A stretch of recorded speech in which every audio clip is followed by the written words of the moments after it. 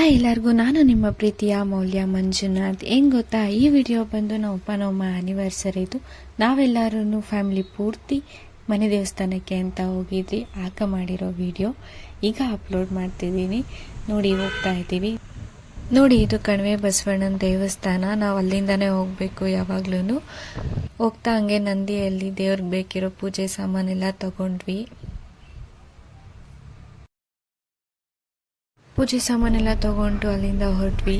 ನೋಡಿ, ಇದೆ ಎಂಟ್ರೆನ್ಸು, ದೇವಸ್ಥಾನದ ಎಂಟ್ರೆನ್ಸು. ಹೋಗ್ತಾ ಇದ್ದೀವಿ. ನಮ್ಮಪ್ಪ ಪಾರ್ಕಿಂಗ್ ನೋಡಿ ಪಾರ್ಕಿಂಗಲ್ಲಿ ಗಾಡಿ ಹಾಕಿದ್ರು.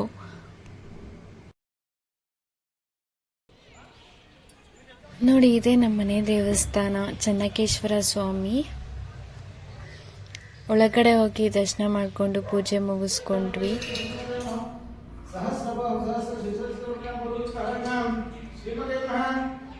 ಅಲ್ಲಿಂದ ಹೊರಗಡೆ ಬಂದು ಫೋಟೋಸ್ ತಕೊಂಡ್ರಿ. ನೋಡಿ, ನಮ್ಮ ಅಕ್ಕ, ನಮ್ಮ ತಮ್ಮ, ನಮ್ಮ ಅಕ್ಕನ ಮಗ, ನಮ್ಮಮ್ಮ ಫಸ್ಟ್ ಟೈಮ್ ವಿಡಿಯೋಗೆ ಬಂದಿರೋದು. ನಾವು ಅಲ್ಲಿಂದ ನಮ್ಮಮ್ಮ ಟ್ರೀಟ್ ಕೊಡಿಸ್ತೀನಿ ಅಂತ ಹೇಳಿದ್ರು.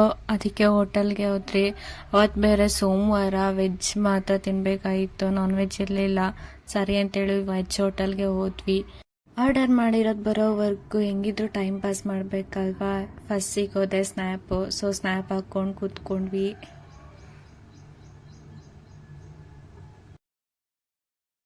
ಸ್ವಲ್ಪ ಹೊತ್ತಾದ್ಮೇಲೆ ಆರ್ಡರ್ ಎಲ್ಲ ಬಂತು. ಸೊ ಎಲ್ಲರೂ ಊಟ ಎಲ್ಲ ತಿನ್ಕೊಂಡು ಹೊರಗಡೆ ಬಂದ್ವಿ. ನೋಡಿ, ನನ್ನ ತಮ್ಮ ತಂಗಿ ಟಿಶ್ಯೂ ಎಲ್ಲ ದೇಬ್ಕೊಂಡ್ಬಂದ್ಬಿಟ್ಟವ್ರೆ. ಇಂದ ಮತ್ತೆ ಹೊರಟ್ವಿ. ಹೋಗ್ಬೇಕಾದ್ರೆ ನೋಡಿ, ನನ್ನ ತಮ್ಮ ಏನು ಚೇಷ್ಟೆ ಮಾಡ್ತಿದ್ದಾನೆ. ಅಲ್ಲಿ ತಗೊಂಡಿರೋ ಟಿಶ್ಯೂನೆಲ್ಲ ಇಲ್ಲಿ ಗಾಳಿಪಟ ಥರ ಆಡ್ಸ್ಕೊಂಡ್ಬರ್ತಿದ್ದಾನೆ ಕಾರಲ್ಲಿ. ಅವತ್ತು ಅಣ್ಣನ ಬರ್ಡೇ ಇತ್ತು, ಅದಕ್ಕೆ ಕೇಕ್ ಎಲ್ಲ ತಗೊಂಡು ಅವ್ರ ಮನೆಗೆ ಹೋದ್ವಿ.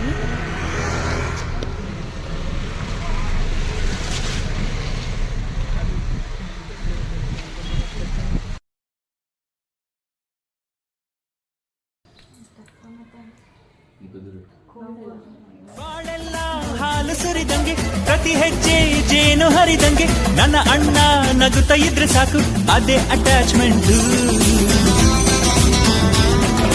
ಒಂದಿಷ್ಟು ಚಿಂತೆ ಬಾರದಂಗೆ, ಕಣ್ಣೀರು ಕಷ್ಟ ಇಲ್ಲದಂಗೆ, ನನ್ನ ಅಣ್ಣ ನಗುತ್ತಾ ಇದ್ರೆ ಸಾಕು, ಅದೇ ಅಟ್ಯಾಚ್ಮೆಂಟ್.